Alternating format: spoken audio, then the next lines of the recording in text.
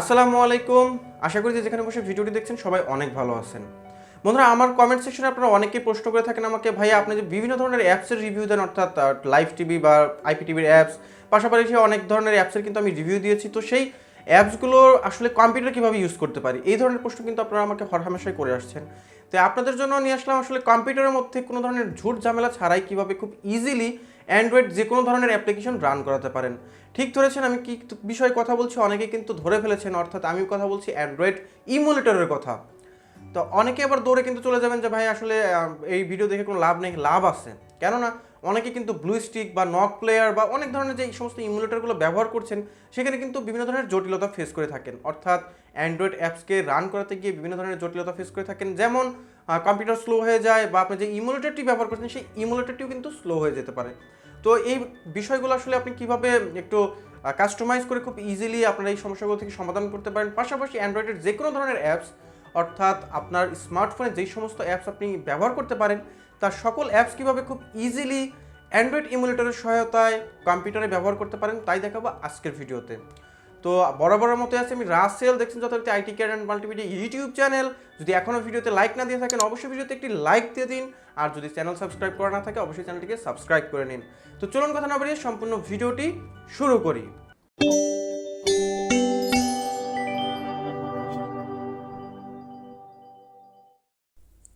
তো বন্ধুরা, চলে আসলাম কম্পিউটার স্ক্রিনের মধ্যে। আর ফার্স্ট অফ অল আপনাদেরকে কিছু কথা বলে রাখি, অর্থাৎ যে কোনো অ্যান্ড্রয়েড ইমুলেটরকে আপনার পিসিতে রান করানোর জন্য আপনার পিসির কিন্তু ন্যূনতম কিছু ভালো কনফিগারেশন অবশ্যই থাকতে হবে। আপনার পিসি যদি একদম পুরাতন হয়ে থাকে, তো সেক্ষেত্রে কিন্তু কোনো ধরনের অ্যান্ড্রয়েড ইমুলেটর কিন্তু ব্যবহার করে মজা পাবেন না। তো সেক্ষেত্রে অবশ্যই বলে নেব, আপনার কম্পিউটারে যেন ন্যূনতম 4 জিবি র্যাম থেকে, অর্থাৎ 4 জিবি র্যাম অবশ্যই থাকতে হবে। পাশাপাশি আগের দিনের সেলোরান প্রসেসর হলে কিন্তু হবে না, ন্যূনতম ডুয়েল কোর আপনার প্রসেসর থাকতে হবে।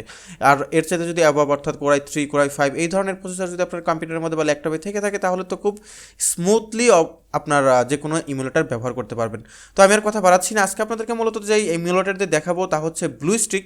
কেননা ব্লুস্টিক কিন্তু সবচাইতে জনপ্রিয় একটি অ্যান্ড্রয়েড ইমুলেটর। এর যে ইঞ্জিন, অর্থাৎ সফটওয়্যারগত যে ইঞ্জিন, তা কিন্তু অনেক স্ট্রং। এর মধ্যে ব্যবহার করা হয়েছে অনেক লেটেস্ট অপারেটিং সিস্টেম, অর্থাৎ গুগলের অনেক লেটেস্ট অপারেটিং সিস্টেম, পাশাপাশি বিভিন্ন ধরনের কাস্টমাইজেশন করা যায়। তো চলুন কথা না বাড়ি আমরা সরাসরি গুগল ক্রোমের মাধ্যমে কীভাবে ডাউনলোড করবেন সেটি আপনাদেরকে একটু দেখিয়ে দিই। তো আপনার যে কোনো ব্রাউজারের সহায়তা নিয়ে প্রথমে চলে যাবেন সরাসরি গুগলে, এবং এখানে গিয়ে লিখবেন এরকম ব্লুস্টিক, এবং ব্লুস্টিক লেখার পর প্রথম যেই আপনার লিঙ্কটি পেয়ে যাবেন, এখানে দেখতে পাচ্ছেন www.bluestick.com। তো আপনারা চলে যাবেন সরাসরি এই ওয়েবসাইটটিতে। এখানে আসার পর এই ওয়েবসাইটে বিভিন্ন ধরনের ফিচারগুলো দেখতে পাচ্ছেন। এখানে অনেক গেমস তারা দিয়ে রেখেছে। মূলত এই ব্লুস্টিক কিন্তু গেমারদেরকে টার্গেট করে করা, তার পরবর্তীতে এর মাধ্যমে খুব লেটেস্ট যে কোনো অ্যাপস কিন্তু আমরা ব্যবহার করতে পারি। তো আমরা এখান থেকে কী করবো, সরাসরি ডাউনলোড ব্লুস্টিকে ক্লিক করব, তাহলে আমরা অ্যাপসটির ইনস্টলকে ডাউনলোড করতে পারবো। তো দেখতে পাচ্ছেন আমার সামনে কিন্তু ছোট্ট আপনার 1.17 MBর একটি ফাইল আপনাকে ডাউনলোড করতে বলছে। আমি এখান থেকে এটিকে ডাউনলোড দিয়ে নিচ্ছি। এখান থেকে আমি সরাসরি এটিকে ওপেন করে দেব। তো পারমিশন চাইছিল, পারমিশন দিয়ে দিলাম। এবার জাস্ট আপনাকে এখান থেকে ইনস্টল নাওয়ে ক্লিক করে দিতে হবে।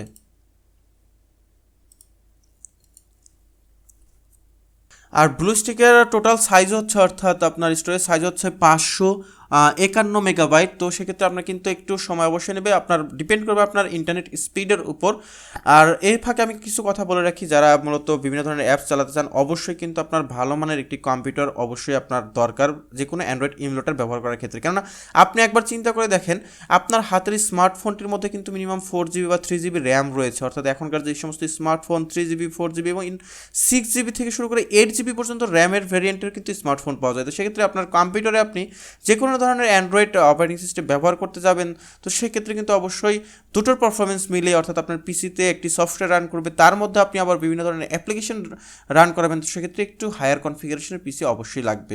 তো দেখতে পাচ্ছেন এটি কিন্তু ডাউনলোড হচ্ছে। আর পাশাপাশি কিছু কথা আপনাদেরকে বলে রাখি, এই ব্লুস্টিক বা যে কোনো অ্যান্ড্রয়েড ইমুলেটরের পারফরমেন্স বৃদ্ধি করার জন্য অবশ্যই আপনাকে যেটি করতে হবে, আপনার ডেস্কটপ বা ল্যাপটপ যাই হোক না কেন, তার মধ্যে যেই প্রসেসরই থাকুক না কেন, প্রত্যেকটি ডিভাইসের কিন্তু নির্দিষ্ট আলাদা আলাদা মডেলের মাদারবোর্ড থাকে, হতে পারে আসস বা এইচপি বা মানে যে ব্র্যান্ডেরই হোক না কেন, অথবা হতে পারে এমএসআই, গিগাবাইট, যাই হোক, তার বায়োস অপশন আপনাকে যেতে হবে। বায়োসে কীভাবে যেতে হয় সেটি কিন্তু আসলে এখন আপনাদেরকে যদি আলাদাভাবে দেখাতে চাই তাহলে অনেক সময়ের প্রয়োজন।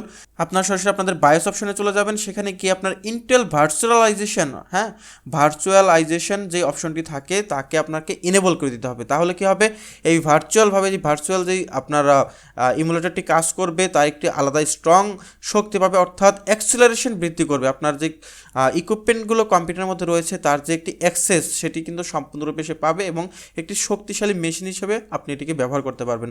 আর এজন্য অবশ্যই আপনার যেই ম্যানুফ্যাকচারারের মাদারবোর্ড বা ডিভাইস আপনারা ব্যবহার করছেন তার আপনার ইউজার ম্যানুয়াল দেখে নিতে পারেন, অথবা চাইলে যেমন আপনার যদি হয়ে থাকে ডেস্কটপ কম্পিউটার, তার মধ্যে যদি সাপোজ ধরি আমরা যে রয়েছে যে ইন্টেল 81 বা 61 বা আসস 61 বা 110 যেই মডেলের মাদারবোর্ড হোক তা লিখে যদি গুগলে সার্চ করেন তাহলে তার রেজাল্ট কিন্তু অবশ্যই পেয়ে যাবেন। অর্থাৎ জাস্ট সার্চ করবেন গুগলে how to enable Intel virtualization on Asus H110 এরকম জাতীয় কিছু লিখে যদি সার্চ করেন অবশ্যই এর রেজাল্ট পেয়ে যাবেন। তো অনেক বকবক করে ফেললাম, তো এখন আমি এই জায়গাটাকে একটু স্কিপ করে যাচ্ছি কারণ ইনস্টল হতে মোটামুটি অনেক সময় নেবে আমার ইন্টারনেট স্পিড একটু স্লো থাকার কারণে। বন্ধুরা আরও একটি কথা, যদি আপনার কম্পিউটারে কোনো অ্যান্টিভাইরাস থেকে থাকে তো সেক্ষেত্রে অবশ্যই সেই অ্যান্টিভাইরাসকে ডিসেবল করে দেবেন, তাহলে ব্লুস্টিক ইনস্টল হতে সময় অনেক কম নেবে। তো বন্ধুরা দেখতে পাচ্ছেন যে আমার সামনে কিন্তু এখন ব্লুস্টিক চালু হচ্ছে, অর্থাৎ এটি কিন্তু ইনস্টলেশন প্রক্রিয়া সম্পূর্ণটাই কমপ্লিট হয়ে গিয়েছে। এখন আমাদের সামনে ব্লুস্টিক চালু হতে যাচ্ছে। তো ব্লুস্টিকে ঢোকার প্রথমেই আপনাকে যেটি বলবে সেটি হচ্ছে আপনি সাইন ইন করবেন কিনা, অর্থাৎ গুগল প্লেতে সাইন ইন করবেন কিনা। আপনি চাইলে করতে পারেন, আপনি চাইলে নাও করতে পারেন। আমি এখান থেকে আপাতত করবো না, যেহেতু সেখান থেকে এখানে আমি ক্লোজ করে দিচ্ছি। তো ক্লোজ করে দেওয়ার পর আপনাকে বিভিন্ন জিনিস আপনাকে প্রথমে দেখাবে, কোথায় কি আসে না আসে। নেক্সট দিলাম, নেক্সট, ডান। তো এই হচ্ছে ব্লুস্টিকের মেইন ইন্টারফেস। এখানে দেখতে পাচ্ছেন বিভিন্ন ধরনের গেমস দেওয়া রয়েছে। মূলত এখান থেকে কিন্তু আপনারা অনেক হাই এন্ড গেম খেলতে পারবেন এই ব্লুস্টিকের মাধ্যমে। চাইলে আপনারা এর সাথে কি কিন্তু কন্ট্রোলার ব্যবহার করে, অর্থাৎ গেমিং কনসোল ব্যবহার করেও কিন্তু বিভিন্ন ধরনের গেম উপভোগ করতে পারবেন। তো এবার আপনাদেরকে প্রথমে যেটি করতে হবে, এর পারফরমেন্সকে বৃদ্ধি করার জন্য আপনাকে প্রথমে যেতে হবে এখান থেকে সেটিংসে। এখানে দেখতে পাচ্ছেন মেনু নামে একটি অপশন রয়েছে, 3 ডট মেনু। মেনুতে যাওয়ার পর উপরে রয়েছে সেটিংস। তো আমরা চলে আসলাম সরাসরি সেটিংস অপশনে। সেটিংস আসার পর এখানে দেখতে পাচ্ছেন পারফরমেন্স সিপিইউ। অর্থাৎ আপনার এখানে ইঞ্জিনকে কতটুকু রাখবেন, এখানে কোর টু ডু বা আপনি কী রকম রাখতে চান, লো কনফিগারেশন, হাই কনফিগারেশন কোর।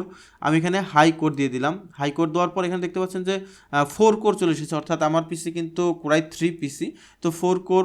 আর এখানে হচ্ছে আপনার র্যাম, অর্থাৎ আমি কিন্তু আমার ডেস্কটপের আমার যে মেইন কম্পিউটার তার সম্পূর্ণ প্রসেসরটা কি আমি কিন্তু ব্লুস্টিককে ব্যবহার করতে দিয়ে দিলাম। হ্যাঁ, আবার আপনাকে এখানে একটু বুঝিয়ে দিই। দেখুন এখানে রয়েছে সিপিইউ।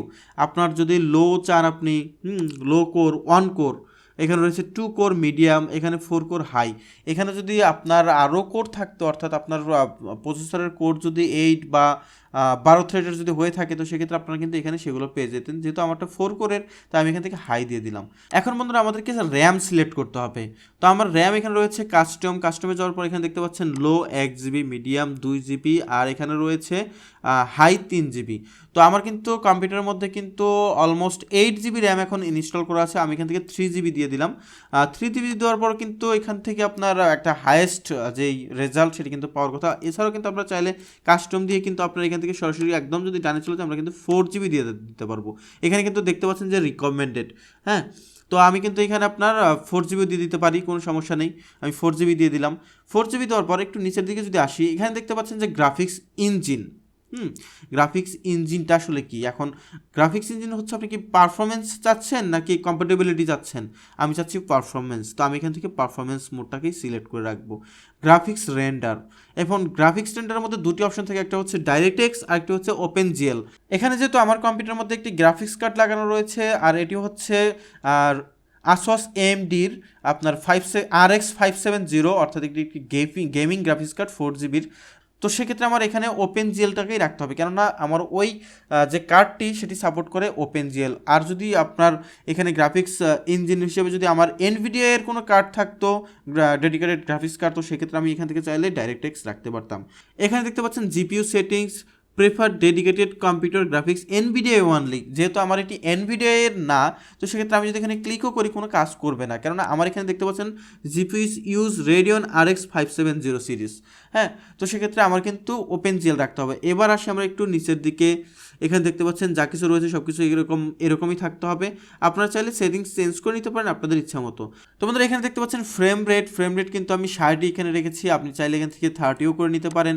আমি এখান থেকে আমার পিসি যেহেতু কনফিগারেশন মোটামুটি ভালো, আমি এখান থেকে 60 এফপিএসই রেখে দিলাম। আপনাদের পিসির কনফিগারেশন যদি একটু লো হয়, যেমন বললাম ডুয়েল কোর, তো সেক্ষেত্রে আপনারা 30 এফপিএস এখান থেকে সিলেক্ট করে দিতে পারেন। তো আমি এখান থেকে 60 এফপিএস আমার এখানে রেখে দিলাম। আর নিচের দিকে আসলে দেখতে পাবেন এনেবল হাই ফ্রেম রেট। আপনার যদি কম্পিউটার আরও অনেক স্পিডি হয়ে থাকে তো সেক্ষেত্রে কিন্তু ফ্রেম রেট আপনি আরও বাড়িয়ে নিতে পারবেন, কোনো সমস্যা নেই। তো আমার আপাতত এটি দরকার নেই।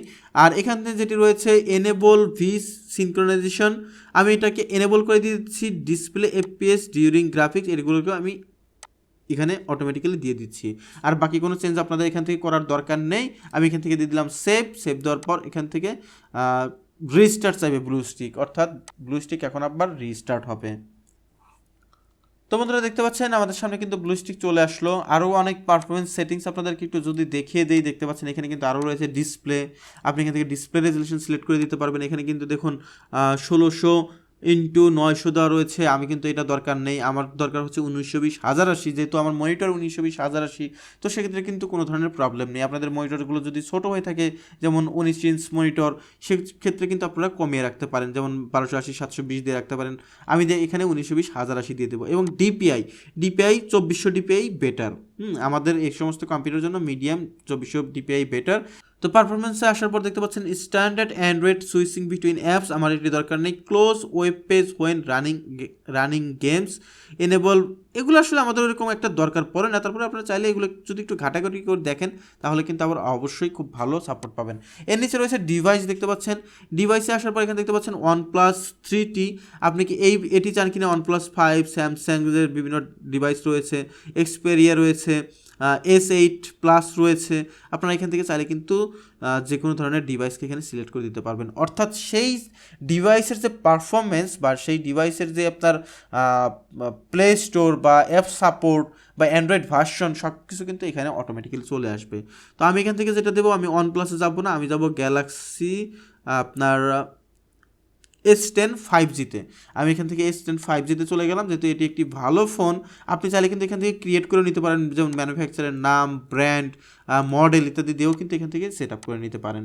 তার পরবর্তীতে রয়েছে নোটিফিকেশন ইত্যাদি ইত্যাদি। আচ্ছা, ডিসকাশন দিয়ে দিলাম, নোটিফিকেশন কী করবেন না করবেন ইত্যাদি করতে পারবেন। এবং গেমিং সেটিংস, এখানে গেমিংয়ের সময় আপনার কোন ধরনের মাউস কার্সার আপনার দরকার সেটা আপনি করতে পারবেন, শর্টকাট সিলেক্ট করে দিতে পারবেন। এখান থেকে ইউজার ডাটা আপনি রিস্টোর করতে পারবেন, ফ্রি আপ করতে পারবেন। যেমন অনেক দিন ব্লুস্টিক করার পর যদি আপনি সেটিংসে আসার পর যদি আপনি এখান থেকে ফ্রি আপ স্পেস দিয়ে দেন, তো সেক্ষেত্রে কিন্তু আপনার যেই টেম্পোরারি ফাইলগুলো থাকবে সেগুলো কিন্তু ক্লিন হয়ে যাবে। আর সবার শেষে রয়েছে আপনার ব্লুস্টিক, আপনি এখান থেকে আপডেট চেক করতে পারেন। তো বন্ধুরা প্রথমেই যেরকমটি বলছিলাম, এটা হচ্ছে আমাদের হোম পেজ, এখানে বিভিন্ন গেমস টেমস রয়েছে। তাহলে আমাদের নিজস্ব অ্যাপসগুলো আমরা কি কোথায় রাখবো? আমরা এখানে যাবো যে মাই গেমস যে অপশনটি রয়েছে, দেখতে পাচ্ছেন এখানে আসার পর দেখতে পাচ্ছেন ওরকম কোনো কিছুই নেই, জাস্ট প্লে স্টোর রয়েছে। অর্থাৎ এখানে যদি আমি ক্লিক করি, camera, Android settings, Chrome file manager ইত্যাদি ইত্যাদি এখানে পাবেন। জাস্ট এখন আমাদেরকে এখানে কি করতে হবে? অ্যাপসগুলোকে ইনপুট করতে হবে অথবা গুগল প্লে স্টোর থেকে ডাউনলোড করতে হবে। তো সিম্পলি আমি আপনাদেরকে যদি একটি ছোট্ট জিনিস দেখাই, তো আমি যদি আপনাদেরকে একটা জিনিস বলি যে আমি এখান থেকে আমার কাছে কিন্তু বেশ কয়েকটি ফাইল রয়েছে আমার কম্পিউটারের মধ্যে, অর্থাৎ এপিকে ফাইল ডাউনলোড করা রয়েছে আগ থেকেই। যেমন আমি আপনাদেরকে যদি বলি, আপনার টেলিভিজিও নামে একটি অ্যাপ্লিকেশন রয়েছে অ্যান্ড্রয়েডের টিভি দেখার জন্য, সেটাকে যদি আমি এখানে এনে ছেড়ে দিই, দেখুন সরাসরি কিন্তু এটি এখন ইনস্টলিং হচ্ছে।